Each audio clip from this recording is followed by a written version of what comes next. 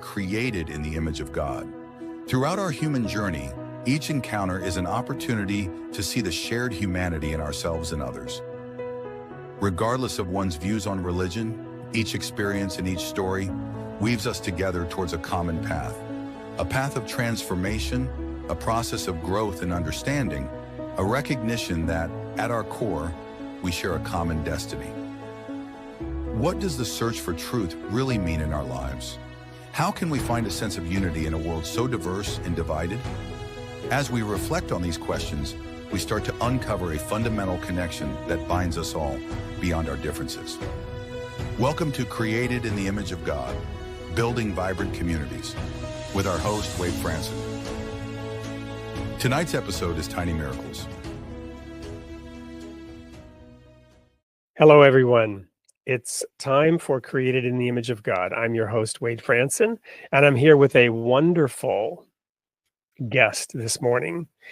I met Jennifer some weeks ago as a result of her work with her personal family situation, which has turned into the establishment of a nonprofit. And I'm not talking about the kind of prophetic thing, but a nonprofit, meaning, not for money, foundation to make a difference. I'd like to welcome, and I apologize if I get that last name wrong, Jennifer Hendricks-Fogg to the studio. Perfect. Thank you so much for having me, Wade. Well, Jennifer, it is a pleasure to have you here, and the wonderful work that you are doing. Just by way of brief introduction, it's related to your son. Correct. Who was born with certain challenges. You want to just share the brief situation there with the audience? Absolutely. So my son Logan was born with a very rare brain tumor. He was diagnosed at 3.5 months old. We were told several times he would never survive, never walk, never talk, never eat. I often joke and say he doesn't walk, he runs. He defied the odds. He has overcome every worst case scenario thrown at him. And he just turned 8 this past November. So 8 years of dedicated love and care going into this beautiful soul whom you were blessed with. Yes. That didn't come with an instruction manual and didn't come without some assembly required, if you will. Yes, for sure. Yeah, I often joke and say that, parenting doesn't come with a handbook, but being a special needs parent, cancer parent, that definitely does not have a handbook attached. Yeah, and it's probably hard for people to imagine. There are many people who don't have children, don't have a family. The full-time 24/7 dedication and love that I am sure it takes. Yes. And the dark valleys that maybe you have gone through from time to time over the course of those 8 years. Absolutely.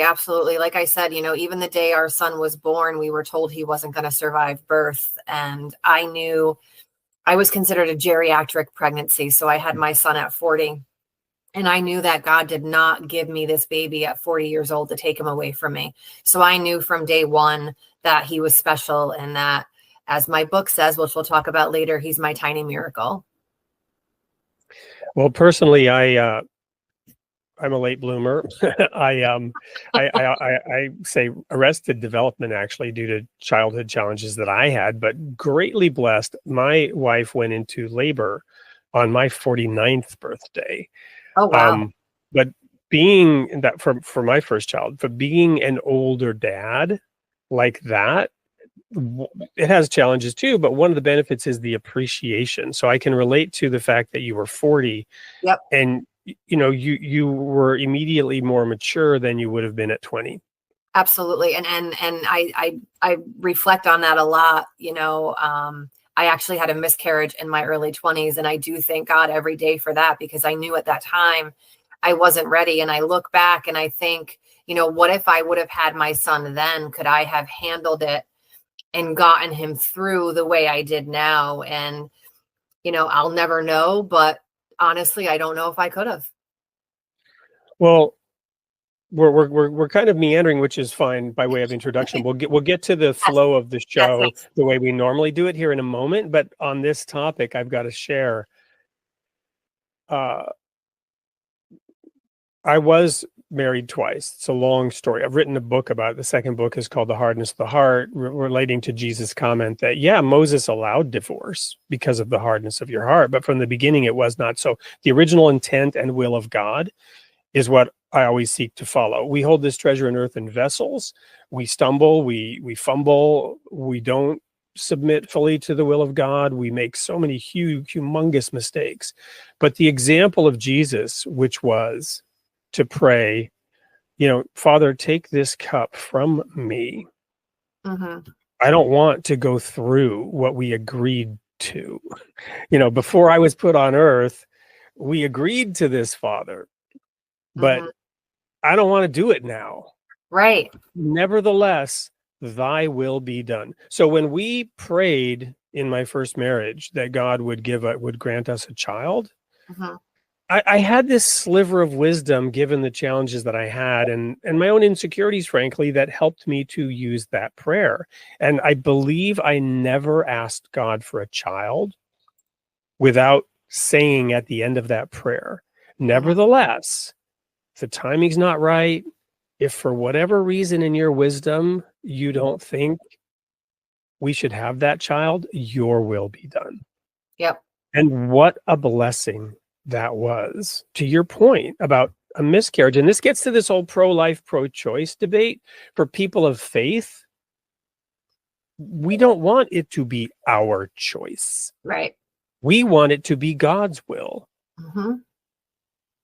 And that's where some of the faith and confidence comes from, is through submission to that higher power, to that higher wisdom, right? Yep. So let's dive in now to your origin story, to the circumstances of how you were put on earth to prepare you for this little miracle and the big miracle that you're working on, which is to do something about it. Yeah. So it's a very interesting backstory. So my parents actually met when my mother was a senior in high school. They had me about 2 years later, got married, had me. My father is an atheist, and my mother was brought up Catholic. So when I was baptized, my father agreed with my mother's father that, okay, yes, we'll have her baptized, but she's going to be baptized Lutheran because that's what my father was. And so I never really was brought up in the church. I did go to church. I went to mass a handful of times growing up. The also ironic thing is my middle name is Faith. So, being a Jennifer in the 70s, there's lots of us, but I did have the uniqueness of the middle name is Faith. And I always kind of reflected on that, as that, my middle name is Faith for a reason. And, after my son was diagnosed, I really refound, I guess, my appreciation for God. And I believed that my son was here because of the power of prayer. The day he was diagnosed, I posted it on social media, and we had prayers from all over the world. And I just knew that between my own personal faith and belief of his survival, the world had my back, and so did God, and so did this higher power.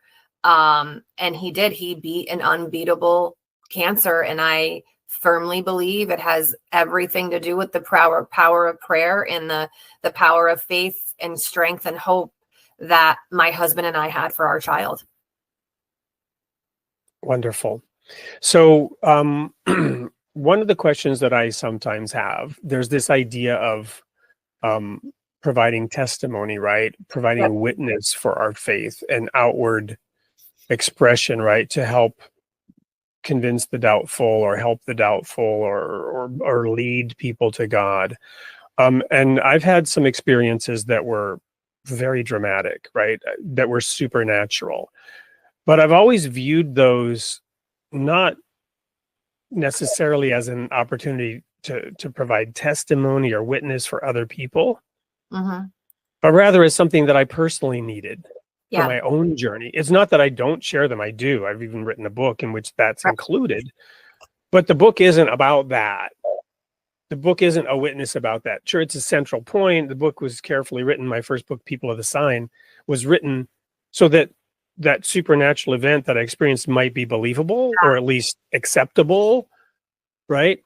But I'm not going out trying to tell people, look, this proves there's a God. This proves God loves us, because it was for me. That miracle was for me. So where do you come down on this continuum? There's a lot of gray in between every black and white statement. On the one hand, it's for you personally and a personal mission that God wants you to accomplish and for your son, versus what the world has to see and learn and understand, and your responsibility to sort of share or witness about that.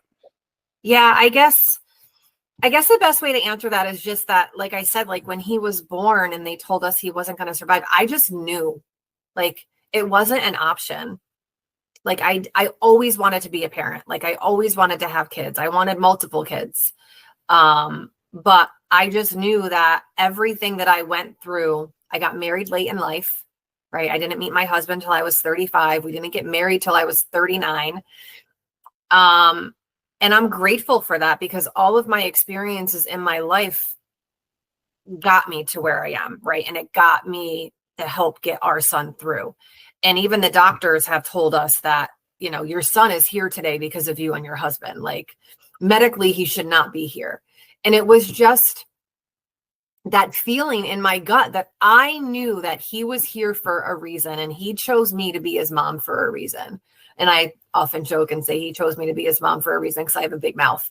But that did help get him through treatment. That did help. When the doctor said, hey, he's not going to survive, I said, no, go figure it out. Like, that's not an option. And just having that faith and belief in my gut, I think is really where it kind of all stemmed from.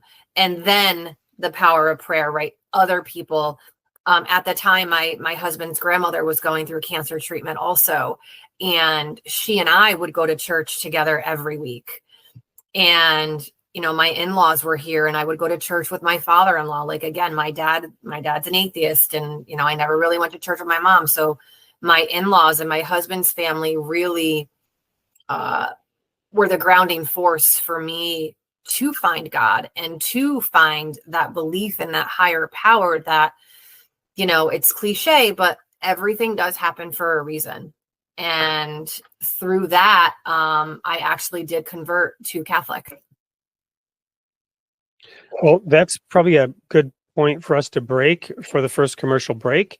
I believe we have a video related to you and your work to show. When we come back, I want to dive a little bit more into a couple of points of history, and then what makes you special and capable, right? That some of the things you've said we'll dig into a little bit deeper. So don't go anywhere. To the audience, we'll be right back with more of Jennifer Hendricks-Fogg and the little miracle that has transformed her life. We'll be right back.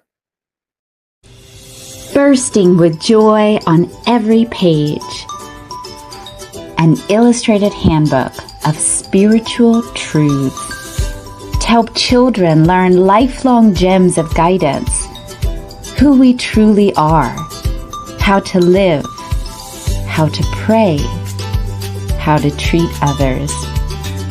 Enjoyed by children and families around the world, inspiring meaningful conversations, powerful self-images, good habits, devotion, courtesy, truthfulness, friendship, Noble Beings Spiritual Handbook for Children of All Ages, a special collection of wisdom from the Baha'i writings, illustrated by spiritual realism painter Jacqueline Clare, empower children of all ages to be the noble beings they are meant to be. Available in hardback, paperback, and ebook on Amazon. Welcome back to Created in the Image of God with Jennifer Faith Hendricks-Fogg. And we were talking before the break a little bit about how that middle name helped form and shape who Jennifer became, and her little miracle, Jordan.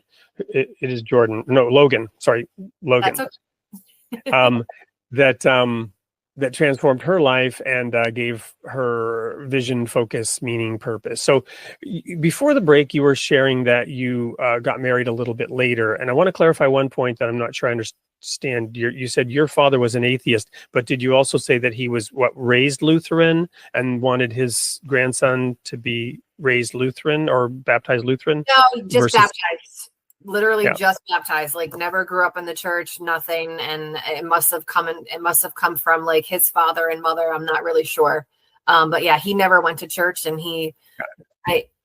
but why did I'm just curious why he cared. Was it like, I could tolerate the Lutherans, but the Catholics absolutely I guess it was just like a compromise he made with my grandfather. Like my grandfather was basically like, I'm not having a grandchild that's not baptized. And my dad's like, okay, well, I'll meet you halfway. I'm Lutheran. She'll get baptized Lutheran. My grandfather was like, okay.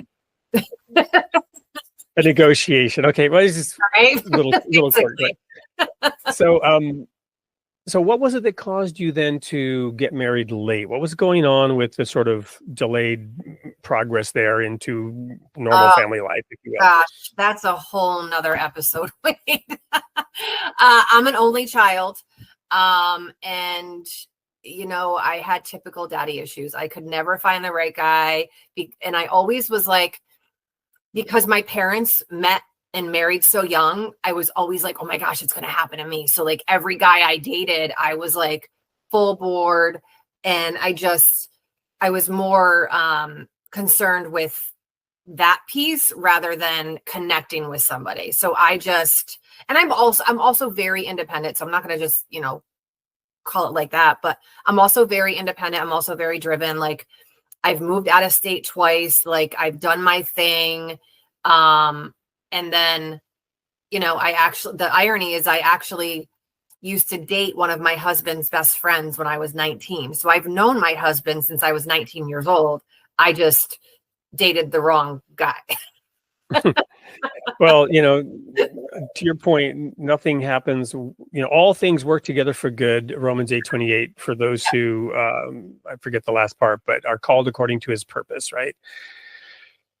So here we are. All of those circumstances shaped you and prepared you for this. Now, the maturity level needed to take on something like this and be as happy and positive about it as you are, hats off, if you will, for that. Thank you. But what I want to dig into next is the selflessness, right? The ability to give up what many people would not be willing to give up to focus on this one child. Yeah. Tell me a little bit about where that comes from, where the desire to just selflessly be a conduit of God's love for this one child. Yeah. I mean, a lot of it has to, the universe aligned, right? Like my path was made for me. And it's on purpose. And I firmly believe that, prior to meeting my husband and all of my dating issues, I was also a job hopper. Like I would never stay in a job longer than 1.5 to 2 years. And like, I see both sides of it. Like, right. Some people are like lifers in their jobs and they never leave.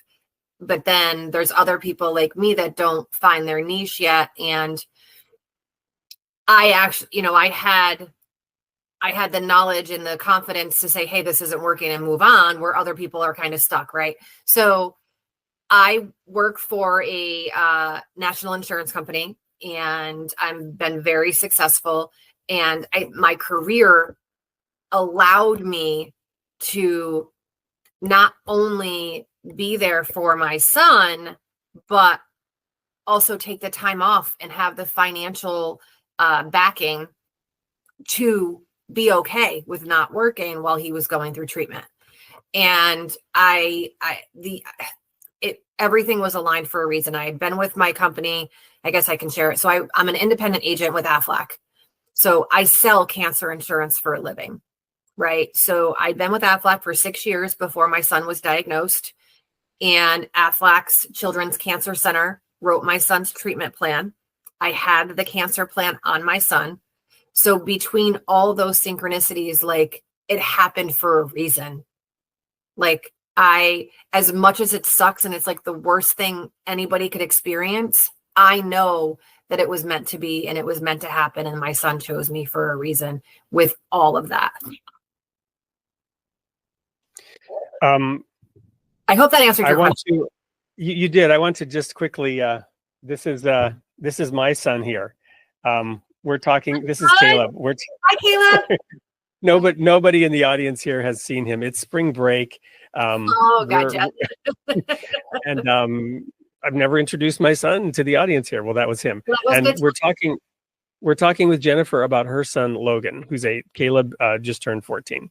And he's enjoying spring break here home with dad.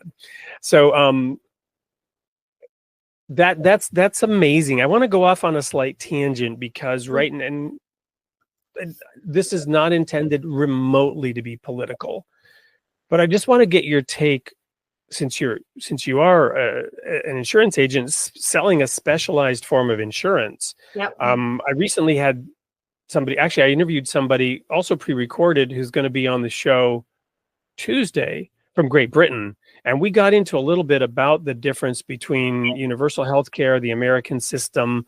What would Jesus do? Would Jesus not want us all to have health care? Well, of course he would. But anyway, but what is proper health? I just want to get your opinion on the sort of issue of health care, insurance. And do you have an opinion? What input would you give into this conundrum that many people face just from a policy perspective?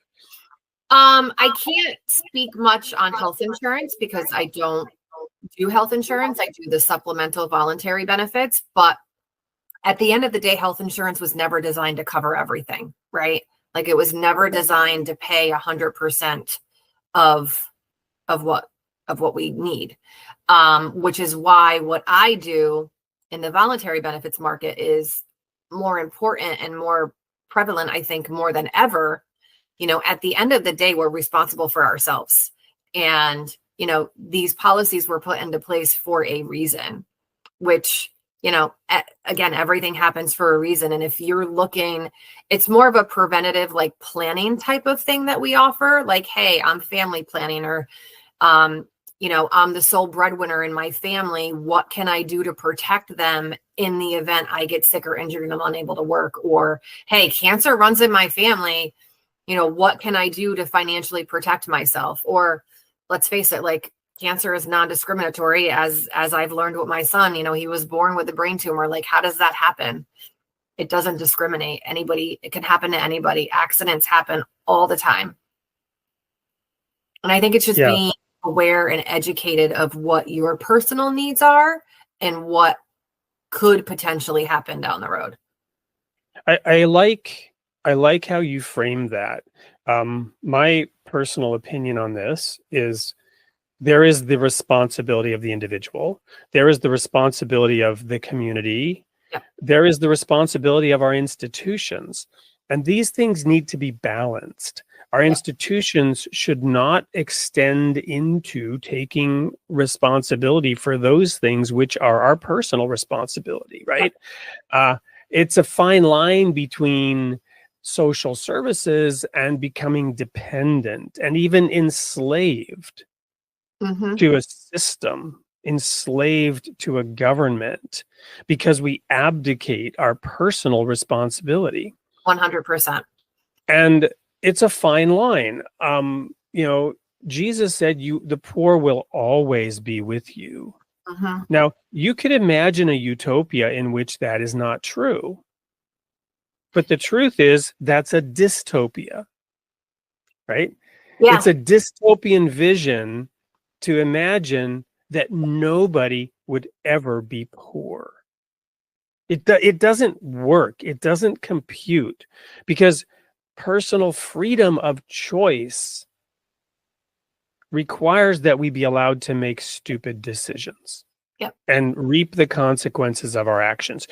Where, again, black and white and all the gray in between, how does that work out? We should be able to have an intelligent conversation about this, but in society, we don't. We have these polarized blaming and shaming. And even if you are reasonable about this, one side or the other will try to blame and shame you while you're trying to take a reasonable position. Yeah. Yep. Sorry for this digression, but I mean, I listen, I believe there should be a common sense party, and I'll just leave it at that. uncommon sense, right? Thank you. So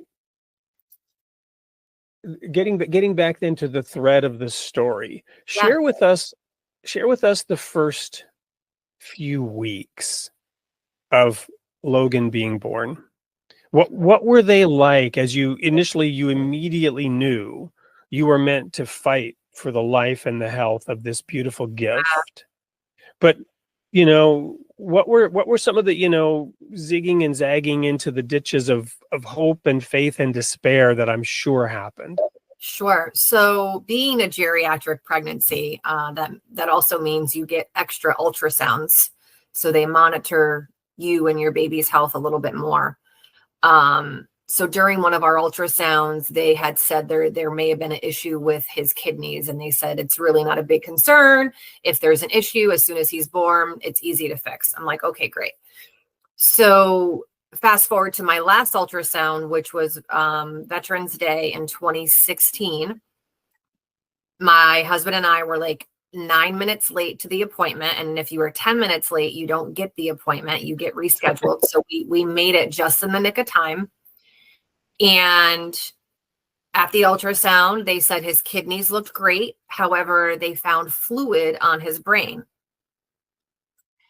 The other thing that happened was there just happened to be a specialist that transferred to the hospital like that week that specialized in fluid on the brain. So they ordered an emergency MRI, which they then scheduled for like 2 weeks later. So I was like, I'm not waiting 2 weeks, because his due date was December 18th. And luckily I had friends of a friend. They were able to get me in a week later for an emergency MRI.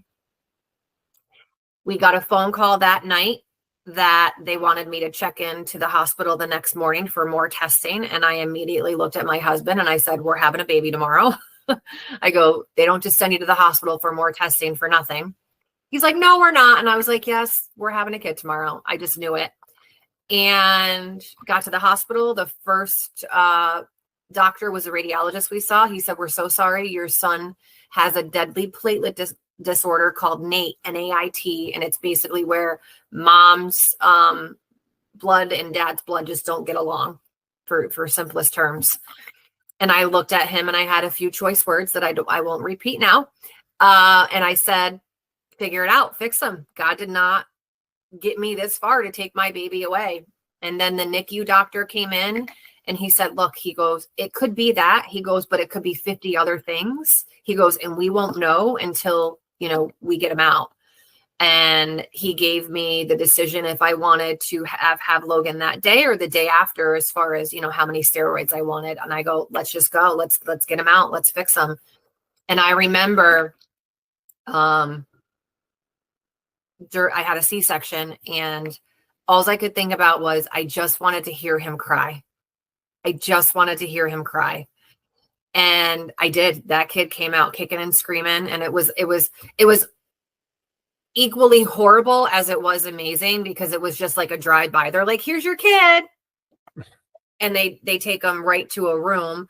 My husband got to hold him first, and he spent 5 days in the hospital getting tested for everything and anything. He had a neurologist, a neurosurgeon, developmental pediatrician, an oncologist, a hematologist, like all of my son's doctors we've had pretty much since the day he was born. And they tested him for anything and everything. And they're like, we just think it's a birth defect. We're just going to monitor it. So brought him home, and we had started physical therapy because they thought maybe there would have been some sort of development issues. Had an MRI on him 6 weeks later, and the brain bleed was dissipating. So they were very happy with that. So they're like, okay, come back again in another 6 weeks. We'll make sure, he's good to go. 6 weeks later, again, we go back, and I will never forget, I knew something was wrong the minute the doctor walked in the door and didn't say a word and waited for the nurse to walk out and close the door behind her. And he told us our son had a brain tumor. Wow. So we're going to go quickly to another commercial break. And when we come back, we're going to talk a little bit more about the highs and lows and what led you to start the foundation. So I'm moved to tears myself from your story of wanting to hear him cry. Yeah. And thinking about the birth of my own children and the miracle of birth. And this show is called Created in the Image of God. And dear friends, this is what this is all about.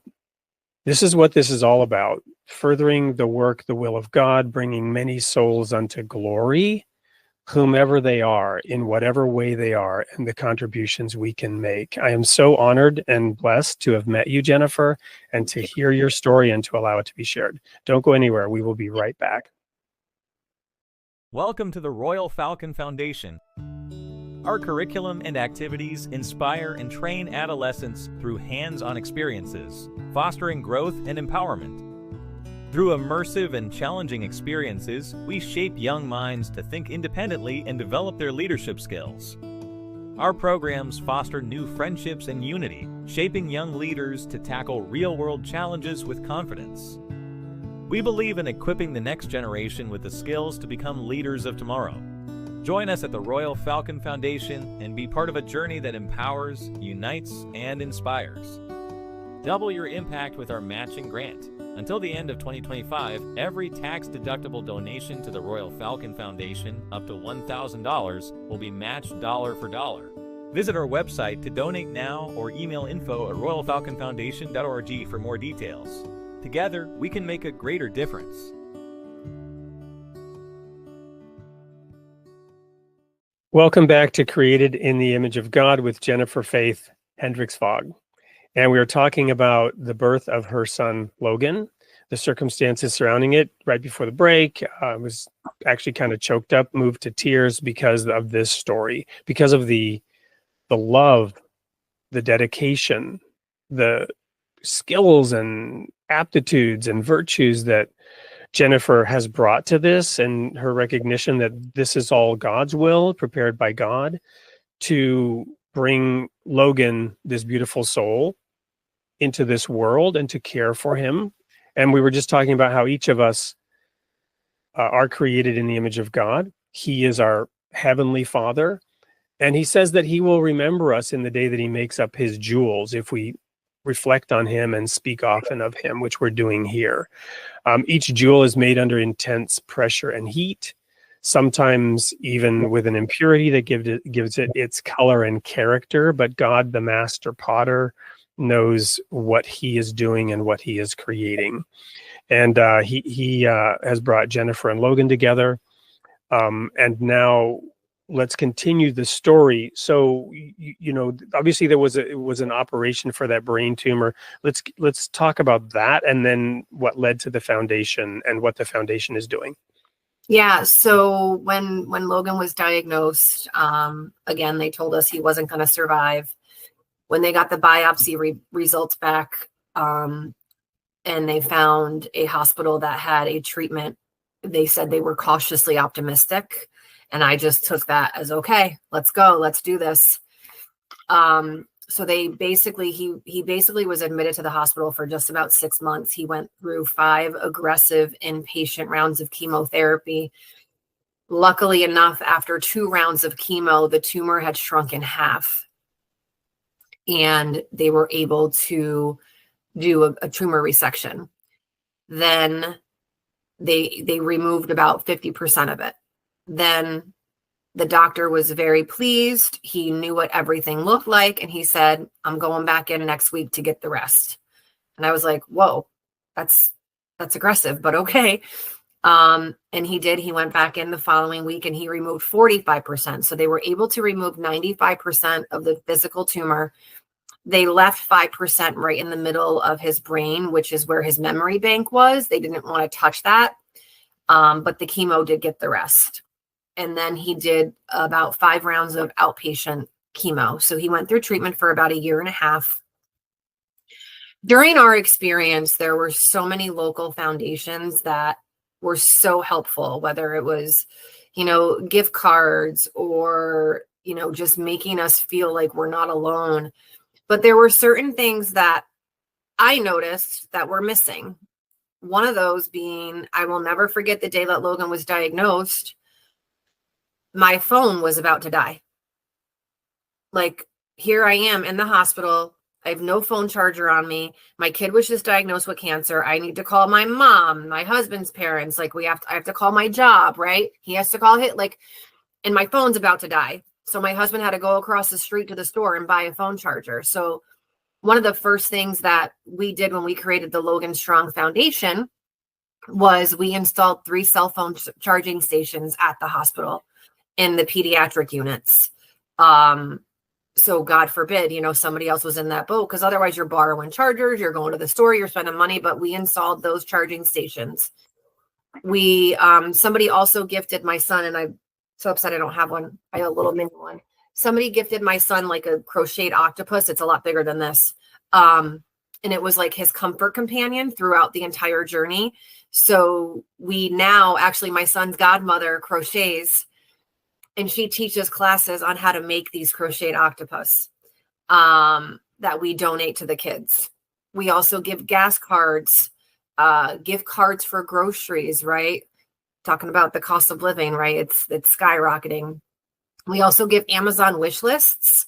So whether it's, they want to buy gifts for the kids for Christmas, or they just need cleaning supplies and diapers, like whatever they want, no judgment, we provide that. We also, during COVID, and I'm so excited about this, is during COVID, we actually gave the largest food donation to the hospital for the employees, but we also donated 200 Happy Meals to the hospitals for the kids to create a sense of normalcy, right? Not the healthiest thing, but it's normal. So from that, we created a program called McDonald's Thursdays. So now the 3rd Thursday of every month, we partner with a local business. They pay for the Happy Meals and they physically donate them to the hospital, and they get a tour so they can see where their investment is going. And then in turn, the hospital gets the help for the kids, but also the notoriety from the local businesses. So that McDonald's Thursday program is like really one of my favorite things that we do. Wonderful. So where can people,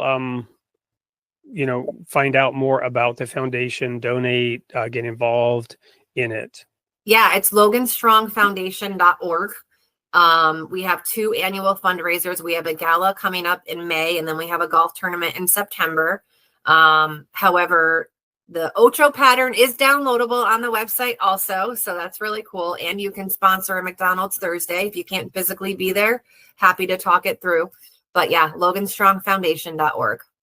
And where is there? Where is this located? Yeah. So we are in upstate New York. So Albany, New York. So Albany Medical Center is the hospital that I gave birth at. It is the hospital I was born at. And it is the #1 children's hospital in the Northeast. Wonderful. Well, I want to make a couple of comments here because I've been having discussions. I can't remember if it was on air or off air that I shared this guest we have coming up from Great Britain, where they have a national healthcare system, and there's a debate, right, about universal healthcare.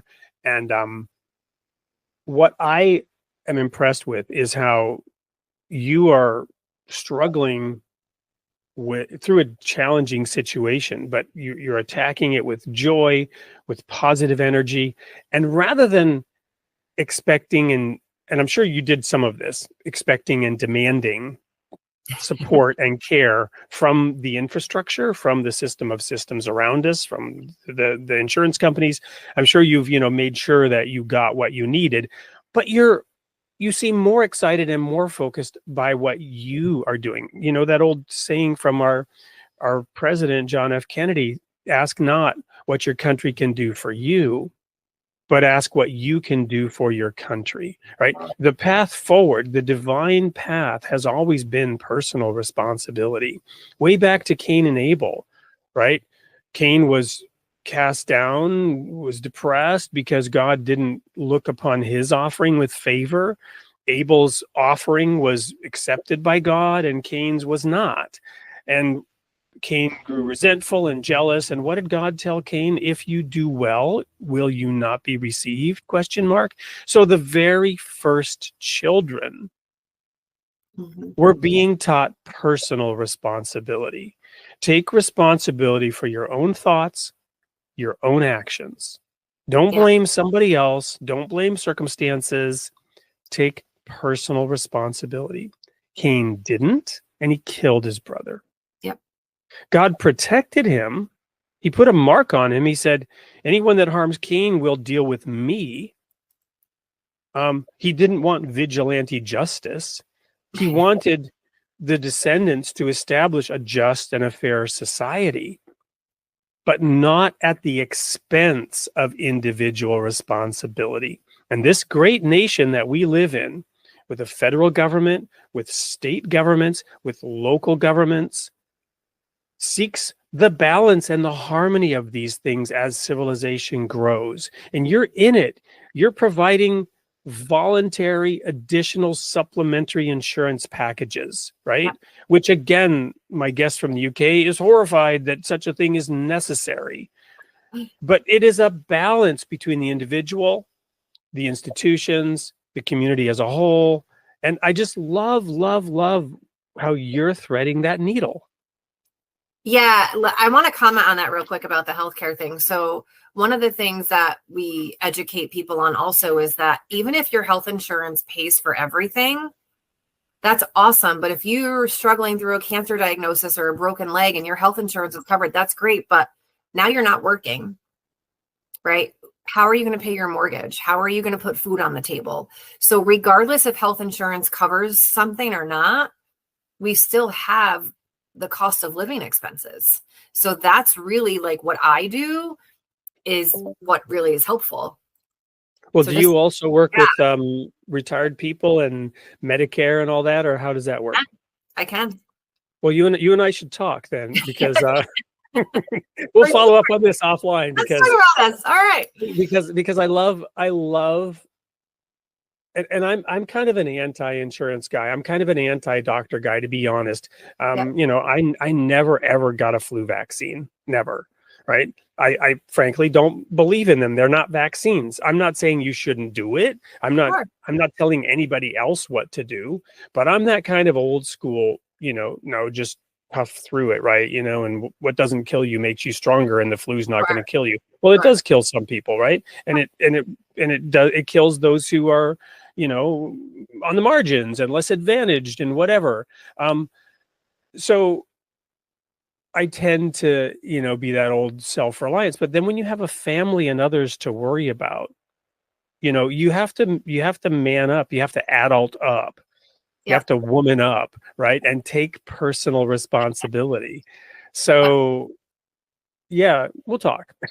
Yeah, but I think that goes with everything that we're talking about now. Like, it's just, so for me, I've been told I do what I do because it's a fight or flight, right? And I'm like, 8 years later, I'm still doing it. So that's not the case, right? I look at it as, again, I was chosen for a reason. I do everything that I do out of love, right? Out of love for my child, out of love for other people, out of love for life. And helping other people only helps me.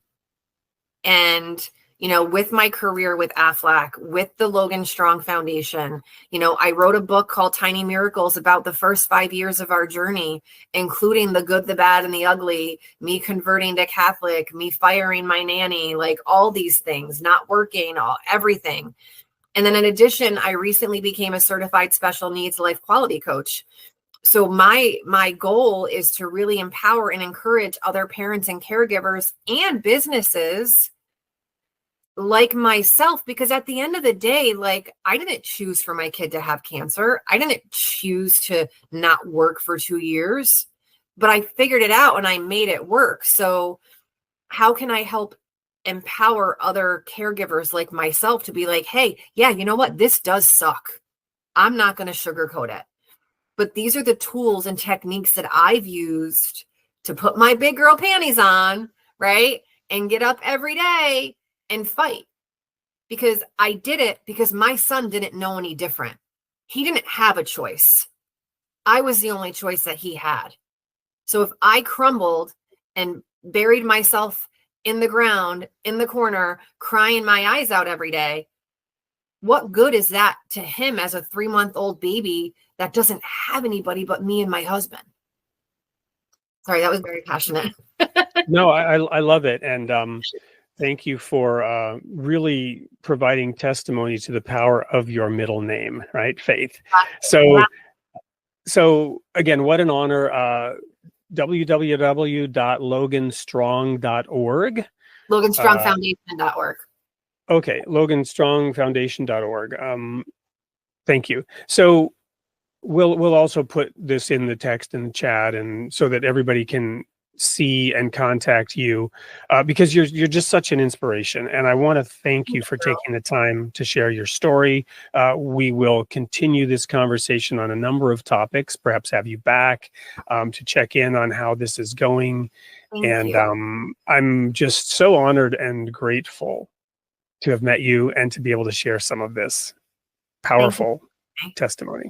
I appreciate it. I want to give a quick shout out to one of our channels. This show airs out on multiple channels as part of the Soupcast network.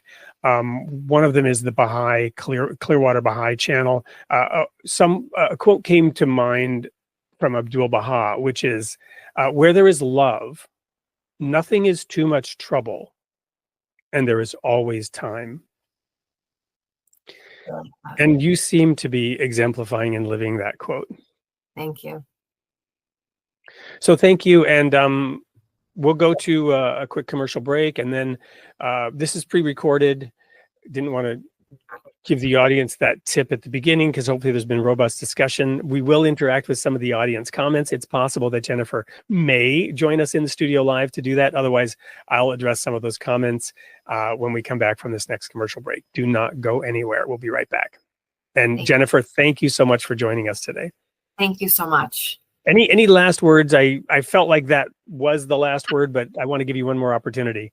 Yeah, I mean, I guess the last thing I would say is I always say that it's not what happens to you, it's what you do with it that matters. And I hope that resonates with somebody. And you never know who you're going to help. And it does resonate because the best sermon is a sterling example. So thank you for being that wonderful example of how this can work. Thank you. Don't go anywhere. We'll be right back.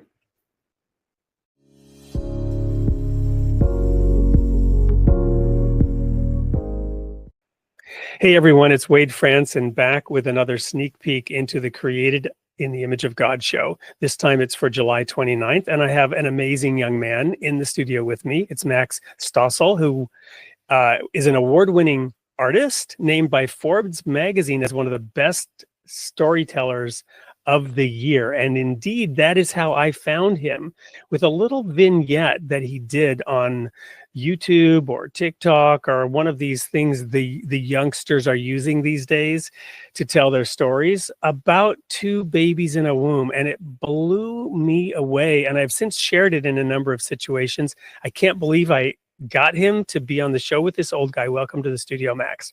Thank you for having me. Yeah, I'm glad to be here, and I'm glad that story resonated. Well, it did. And somehow we have this mystic connection because you live in Brooklyn, New York, and I live in Brooklyn, Wisconsin. And here we are. So tell me, Max, what led you to focus on that story? And I understood you did more with that story, or you'd already done more with that story before you put it out in an electronic format. I find that story to be one of the best articulations of something that is so beyond articulating, which is the divine and God and life and what we're doing here. And I have always, since it was shared to me by my friend Alice Frank, who's a brilliant rabbi and storyteller in her own right, and I love that story and I share it all the time. And it's become the opening for this show about consciousness and life and death and my mom and psychedelics and love. And it now opens that show that I performed in New York for about a week, and I'm figuring out the next steps for, but it's a piece of art that I love very much. And yeah, it's just seems to touch a deep, intangible place, and I'm honored to pass it along to the world. Well, I'm excited to spend an hour with you in the studio exploring, your relationship with your mother, the nature of that story. I have my own stories, as my audience knows, and I feel confident that I'm going to learn some things from having you in the studio. One of the things that you shared with me as we were just preparing to do this little sneak peek was that your mother told you there is no afterlife, we just rot in the ground forever, and that didn't damage you permanently. How have you dealt with that, and how does that work out in your art and in your relationship with her? She didn't frame it like that when I was young. When I was young, I think, and I asked about it, she got sort of very intense and was like, people believe all sorts of different things. Like, for me, the way I comfort myself is it wasn't bad before I was born. And I think it would be a lot like, before I was born is probably after we die. But then as an adult, as I have been bringing these ideas that we might be preparing for life after delivery, that there is a beyond or a God or a consciousness or reincarnation or whatever that might be. Now she says it like, sounds nice, Max, but I think we just rot in the ground forever. And so as adults, we can have that conversation more lightly. A kinder, gentler nihilism. Something like. In any case, Max, it's a pleasure getting to know you here very briefly, and I'm very excited about the show that we're going to do together on July 29th. And to the audience, this is one you're not going to want to miss. I very much look forward to this. We're going to have a lot of fun, and I think you will too. So show up for the Creating the Image of God at 8 p.m. Central on July 29th with Max Stussel. See you there.